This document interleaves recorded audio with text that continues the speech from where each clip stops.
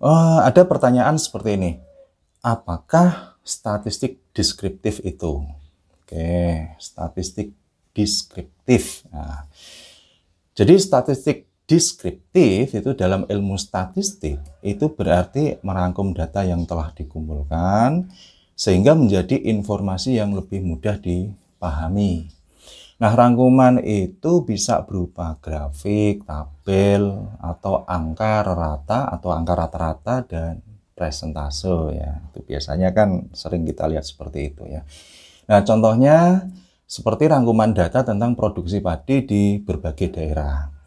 Kemudian data itu disajikan dalam bentuk grafik atau tabel. Nah, dengan demikian, kalau kita melihat tabel tersebut ya, itu bisa menyimpulkan dengan cepat daerah mana yang paling produktif atau kapan produksi tertingginya.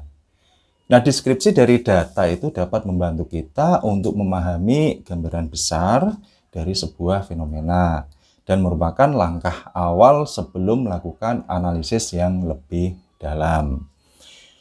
Contohnya seperti ini. Nah, bayangkan sebuah pemerintah daerah yang ingin meningkatkan produksi padi, misalkan suatu kabupaten ya. Nah, mereka mengawali kegiatan studi itu dengan mengumpulkan data produksi padi dari berbagai wilayah desa di kabupaten tersebut selama 1 tahun. Nah, data itu kemudian dirangkum, disederhanakan dalam bentuk grafik bulanan. Nah, dari data tersebut itu kita dapat melihat dengan jelas bahwa produksi padi itu meningkat signifikan, misalkan pada bulan Mei dan Juni. Hal itu memberikan gambaran bahwa kondisi iklim atau teknik pertanian yang digunakan pada bulan-bulan tersebut mungkin lebih baik, lebih menguntungkan atau lebih cocok untuk untuk produksi padinya itu. Nah, dengan informasi tersebut, pemerintah daerah atau kabupaten itu bisa merancang program pelatihan atau insentif bagi petani agar petani lebih fokus melakukan budidaya padi pada bulan-bulan tersebut dengan harapan tentunya akan dapat meningkatkan produksi padi secara keseluruhan di daerah atau kabupaten tersebut. Oke, ini ada contoh lain ya, itu ilustrasinya seperti ini. Oke, ada sebuah LSM ya, atau non-government organization ya, itu ingin membantu petani di sebuah desa untuk meningkatkan hasil panen mereka.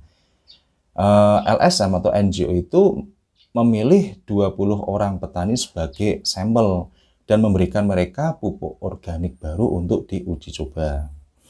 Nah, setelah 1 musim tanam, data dari hasil uji coba itu dikumpulkan dan dianalisis dengan statistik deskriptif. Hasil analisis menunjukkan bahwa rata-rata hasil panen petani itu meningkat sebesar 20% misalkan. Nah, berdasarkan informasi tersebut, LSM atau NGO itu memutuskan untuk memperluas programnya itu ya ke daerah-daerah lain, ke desa-desa lain, kemudian merancang pelatihan untuk penggunaan pupuk organik tersebut. Nah, dari kedua ilustrasi tersebut itu menunjukkan bagaimana statistik deskriptif dari sebuah sampel itu bisa digunakan untuk memberikan wawasan awal yang sangat berguna dalam merancang program atau kebijakan yang lebih efektif. Oke ya.